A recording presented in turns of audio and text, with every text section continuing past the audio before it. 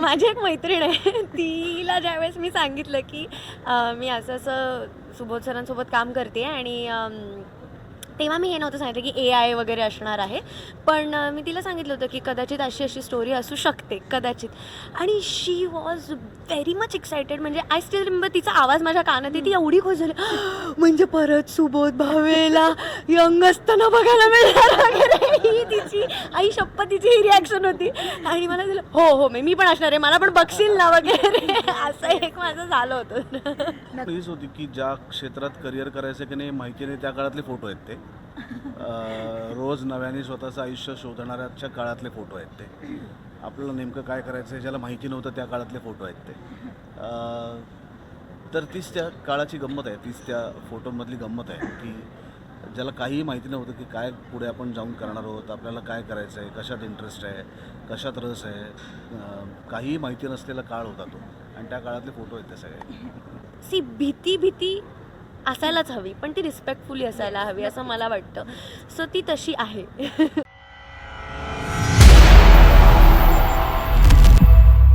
नमस्कार, मी Smital Milind Chavan, celebrity promoter सर्प्रे आपल्या सगळ्यांचं सहर्ष स्वागत करते. सारे जरी आहे तसे अगदी जुन्याप्रमाणे तू भेटशी नव्याने. येस, आता सोनी मराठीवर आपलं तू भेटशी नव्याने ही नवी मालिका येते आणि या मालिकेतील आपल्यासोबत सुबोध भावे आणि शिवानी सोनार यांच्याशी आपण आता खूप छान अशा गप्पा मारणार आहोत. तर हाय, कसे आहात दोघं सुद्धा? मस्त. तर सर, तुम्ही तर अष्टपैलू असा अभिनेता म्हणून आम्ही सगळेच जण ओळखतो तुम्हाला. आणि आता तुम्ही एक मालिका खूप महिन्यांनी असं म्हणेन मी की तुम्ही मालिका करताय. तर ही कथा किंवा हे असं प्रोमो वगैरे बघून असं वाटलं की काहीतरी नवीन आहे आणि असं एकदम सस्पेन्स वगैरे क्रिएट करताय. तर मला त्या कथेबद्दल तुमच्याकडून ऐकायला आवडेल. कथेबद्दल तर आत्ता मी नक्कीच काय सांगणार नाही, कारण ती 8 जुलैपासून सुरू होते आणि आत्ता जर गोष्ट सांगितली तर बघण्यातला इंटरेस्ट काय राहणार. त्यामुळे कथा नाही, पण गोष्ट चांगली एवढं नक्की सांगेल. व्यक्तिरेखा खूप आमच्या सगळ्यांच्याच खूप चांगल्या आहेत आणि आवडतील असं म्हणण्यापेक्षा, कारण ती तुम्हाला काय आवडेल का नाही आवडणार हे तुमच्यावरती आहे, पण तुम्हाला ते बघायला भाग पाडतील अशी अनेक वळणं या मालिकेमध्ये आहेत, त्या गोष्टीमध्ये आहेत, त्या व्यक्तिरेखांमध्ये आहेत आणि चिरकाळ स्मरणात राहील अशी गोष्ट आहे त्याची. नक्कीच. आता तुम्ही सर खूप मस्त अशा छान भूमिका केल्या की आजही जे आमच्या मनात असं घर करून गेलं, असं नव्याने अशा भेट घडवता तुम्ही आम्हाला नवीन कॅरेक्टरची. तर ह्या भूमिकेबद्दल तुम्ही काय सांगाल? एकाच व्यक्तिरेखेमधल्या 2 वेगळ्या रंगांची गोष्ट आहे ही. आधीचा अत्यंत रंगीबेरंगी आणि आता एकाच रंगामध्ये आयुष्याकडे बघणारा असा तो झाला आहे. पण तो का झाला आहे, त्याचे इतर रंग कुठे गेलेत? सप्तरंगांपैकी हरवले आहेत का, त्यांनी मुद्दामून घालवले आहेत का, कुठे गहाळ झाले आहेत, हे आपल्याला आता गोष्ट बघायला लागल्यानंतर कळेल. पण एकाच माणसामधली 2 वेगळी रूपं आपल्याला या मालिकेच्या माध्यमातून बघायला मिळतील आणि तो असं का झाला आहे त्याची उत्तरंसुद्धा त्याच मालिकेच्या भूतकाळात आहेत, त्याच्याच आयुष्यात आहेत. त्यामुळे पुन्हा आपण तिकडे डोकावून बघणार आहोत की काय झालं आहे म्हणून तो असा आहे, काय झालं आहे म्हणून तो असा आहे. आणि या निमित्ताने ती हळूहळू गोष्ट, त्या व्यक्तिरेखा सगळ्याच उलगडत जाणार आहे.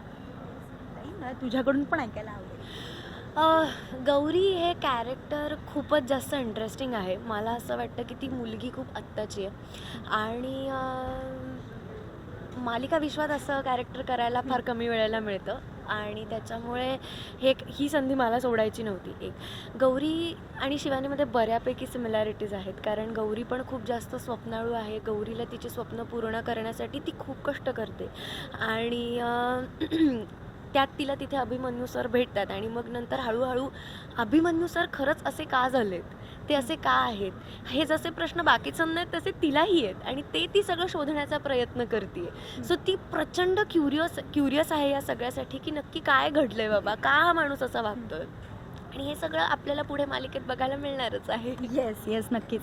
आणि मला सर तुम्हाला विचारायला आवडेल की अभिमन्यू आणि माही, ठीक आहे, तर आता मला मालिकेत जास्त अभिमन्यू दिसायला असा मिळणार आहे की AI टेक्नॉलॉजी आहे की माही, असं कोणाचं आम्हाला जास्त म्हणजे आम्हाला दिसणार आहे त्याची एक्साइटमेंट आजची अभिमन्यूची गोष्ट आहे आणि अभिमन्यूच्या आयुष्यात चवीपुरता माही येणार आहे, जेवढं गरजेचं आहे तेवढा. त्यामुळे गोष्ट अभिमन्यूची गोष्ट आत्ताच्या काळातली आहे. आणि आता म्हणजे सगळेच जण म्हणतात की प्रोमो बघून असं म्हटलं, आपण म्हणतो की AI टेक्नॉलॉजी पहिल्यांदाच आपल्या मराठी मालिका विश्वामध्ये आली आहे आणि ती त्याचा श्री गणेश असं तुमच्यापासून झाला आहे. तर मला त्या प्रोसेसबद्दल थोडं ऐकायला आवडेल तुमच्याकडून. ती खूप टेक्निकल, मला असं वाटतं दिग्दर्शकाला ते जास्त Correct. विचार, आमच्याकडे फक्त काम करणे, काम दिलेल्या करणे. गोष्टी करणे. त्यामुळे ते करताना मजा येते, आनंद येते का ते येते, पण त्याच्या टेक्निकल गोष्टी त्या अजय मयेकर जास्त करायच्या. आणि सर माही म्हणजे आता साहजिक आहे, तुम्ही 25 वर्षापूर्वी बाबा आपण कसे दिसत होतो ह्याचं असं तुम्हाला, बट ऑब्विसली असे फोटो वगैरे चाळावे लागले असणार आहेत ना तुमचे आधीचे की फोटोज. फोटोवरनं तर केलंय. हां ना, हा मला तेच म्हणायचं की ते त्याच्यातून तुम्हाला अशी एखादी आठवण की ती फोटो वगैरे आपण पटकन शोधताना की अशी काय पटकन आठवण आली होती की ती तुम्ही शेअर करा. नाही, आठवण हीच होती की ज्या क्षेत्रात करिअर करायचं की नाही माहिती नाही, त्या काळातले फोटो आहेत ते. रोज नव्याने स्वतःचं आयुष्य शोधणाऱ्याच्या काळातले फोटो आहेत ते. आपल्याला नेमकं काय करायचं आहे ज्याला माहिती नव्हतं त्या काळातले फोटो आहेत ते. तर तीच त्या काळाची गंमत आहे, तीच त्या फोटोमधली गंमत आहे की ज्याला काहीही माहिती नव्हतं की काय पुढे आपण जाऊन करणार आहोत, आपल्याला काय करायचं आहे, कशात इंटरेस्ट आहे, कशात रस आहे, काहीही माहिती नसलेला काळ होता तो, आणि त्या काळातले फोटो आहेत ते सगळे.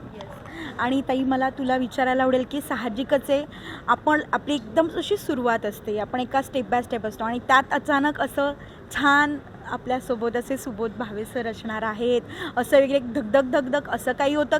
आय नो की तुझी ब्लँक पण असशील थोड्या वेळासाठी की काय असेल काय नसेल, तर त्याबद्दल मला ऐकायला आवडेल की तुझी काय अशी रिॲक्शन होती किंवा काय. जी तुमची रिॲक्शन होती आहे ना, एक सुरू व्हायच्या आधीचं, म्हणजे आपला इंटरव्ह्यू सुरू व्हायच्या आधी जे तुमचं होतं ना, ते माझं पहिले 2 दिवस होतं. आणि जे प्रोमोमध्ये आहे गौरीचं जे एक्सप्रेशन्स आहे तेच करेक्ट एक्सप्रेशन्स माझे होते जेव्हा मी सुरुवात झाली आमच्या कामाला. पण आता तसं नाही आहे, आता नॉर्मल आहे, आता खूप कम्फर्टेबल आहेत गोष्टी. सो भीती असायलाच हवी, पण ती रिस्पेक्टफुली असायला हवी असं मला वाटतं. सो ती तशी आहे. येस. आणि सर मला तुम्हाला हे विचारायला आवडेल की एक 25 म्हणजे तुम्ही त्या वयात म्हणजे 25-26 ह्या एजमध्ये असताना अशी काही लव्ह स्टोरी वगैरे त्यावेळी असं काही केली होती का तुम्ही, नाटक किंवा असं शाळेत किंवा असं काही. अच्छा, मग तेव्हा अच्छा, म्हणजे तुम्हाला ऑलरेडी माहिती होतं प्रेम काय आहे वगैरे असं. तर मला छोट्यांची रिॲक्शन काय होती, म्हणजे तुमचे छोटे बच्चे कंपनी आहेत त्यांची अशी प्रमो.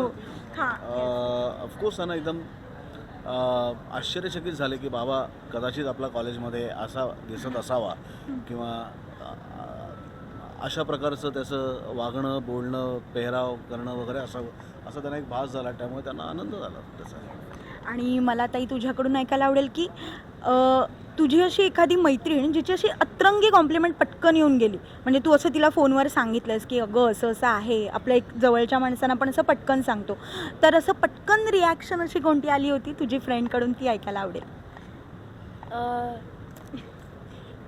माझी एक मैत्रीण आहे, तिला ज्यावेळेस मी सांगितलं की मी असं सुबोध सरांसोबत काम करते आणि तेव्हा मी हे नव्हतं सांगितलं की AI वगैरे असणार आहे, पण मी तिला सांगितलं होतं की कदाचित अशी स्टोरी असू शकते कदाचित. आणि शी वॉज व्हेरी मच एक्सायटेड, म्हणजे आय स्टील रिमेंबर तिचा आवाज माझ्या कानात ती एवढी खुश झाली, म्हणजे परत सुबोध भावेला यंग असताना बघायला मिळणार वगैरे, ही तिची आई शपथ तिची ही रिॲक्शन होती. आणि मला दिलं हो मी पण असणार आहे, मला पण बघशील ना वगैरे, असं एक माझं झालं होतं. नक्कीच. तर ह्या खूप आता तुमचा हा सगळा प्रवास पुढचा खूप मस्त होऊ दे, त्या सगळ्यासाठी तुम्हाला खूप साऱ्या शुभेच्छा. Thank you so much. थँक्यू.